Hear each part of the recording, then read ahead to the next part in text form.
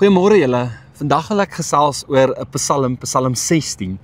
En net in die konteks van hierdie Psalm, die eerste paar verse, vers 1 tot 6, gaan rondom die getrouheid van 'n dienaar.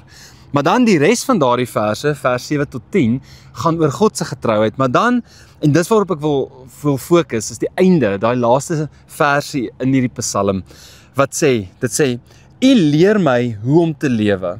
By U is daar oorvloedige blydskap. Uit U hand kom net wat mooi is. Die eerste ding is, U leer my om te lewe. Ek hou van dit, want dit sê, dit is nie 'n lewe eendag nie, dis die lewe nou. Die Here is by ons nou, en op ons paaie loop hy saam met ons deur hierdie lewe op ons pad. Dit beteken sy teenwoordigheid is, wel, nou, soos ons leef.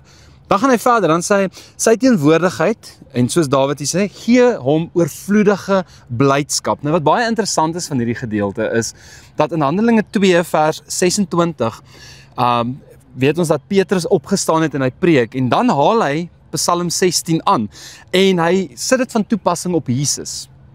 Jesus wat opgestaan het uit die dood uit, en wat lewe. Dit beteken dat Petrus gebruik hierdie Psalm as 'n verdediging, dat Jesus wel teenwoordig is, en dat Jesus se opstanding die bewys daarvan is. Die realiteit is dat God se teenwoordigheid in ons lewens en in Dawid se lewens moet ons vul met blydskap. Nie net vir eendag nie, maar vir nou.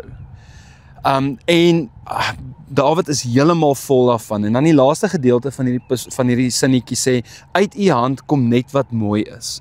Blydskap word gevind beide in wie God is, die feit dat hy getrou is, en in sy teenwoordigheid, die feit dat hy op ons paaie saam met ons loop. Oordink vandag bietjie hierdie dinge en gaan lees gerus daai Psalm.